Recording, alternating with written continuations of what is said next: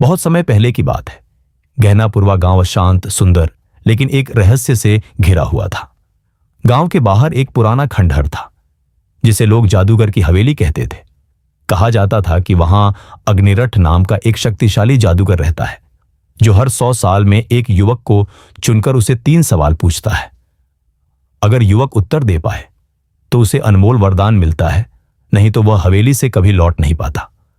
विक्रम गांव का एक बुद्धिमान लेकिन निर्धन युवक था। वह अपने खेतों में मेहनत करता था।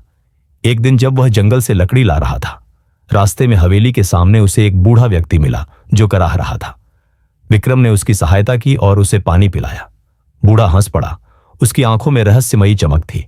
उस बूढ़े व्यक्ति ने विक्रम से कहा, तू चुना गया है, जादूगर अग्निरथ तुझे बुला रहा है। विक्रम साहस जुटाकर हवेली में प्रवेश करता है। जादूगर अग्निरथ, लंबी दाढ़ी और चमकती आंखों वाला व्यक्ति, उसे देख मुस्कुराता है।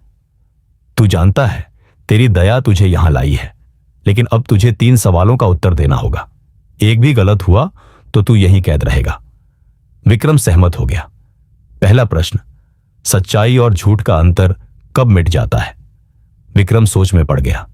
फिर बोला, जब इंसान अपने स्वार्थ के लिए झूठ को सच मान ले और उसे बार बार दोहराए, तब सच्चाई और झूठ का अंतर लोगों की नजरों में मिट जाता है। जादूगर मुस्कुराया। सही। दूसरा प्रश्न, जो चीज जितनी बांटो वो उतनी ही बढ़ती है, वो क्या है? विक्रम बिना देर किए बोला, ज्ञान और प्रेम। जादूगर हंस पड़ा। अब तक 2 उत्तर ठीक थे, लेकिन तीसरा प्रश्न सबसे कठिन है। तीसरा प्रश्न, जिसे पाने वाला रोता है और खोने वाला चैन पाता है, वो क्या है? विक्रम चुप हो गया। समय बीतता रहा। फिर उसे अपनी मां की मृत्यु याद आई और उसकी आंखें भर आईं। अहंकार, उसने धीरे से कहा।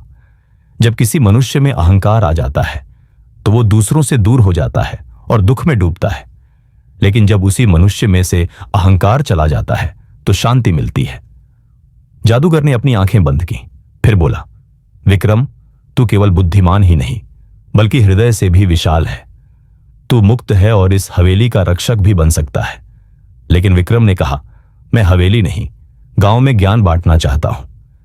जादूगर मुस्कुराया। तब ले जा, यह वरदान तुझे वो समझ मिलेगी जो समय से भी आगे हो। विक्रम गांव लौट आया, लेकिन अब वह साधारण युवक नहीं रहा। वह गांव के बच्चों को सिखाता, लोगों के झगड़े सुलझाता और सच्चाई का प्रचार करता। जादूगर अग्निरथ एक बार फिर खंडहर में समा गया, अगली बार के चुने हुए की प्रतीक्षा में। इस प्रेरक कहानी से शिक्षा मिलती है, सवाल कितने भी कठिन हों, अगर मन सच्चा हो और इरादा नेक, तो हर रहस्य का जवाब मिल जाता है।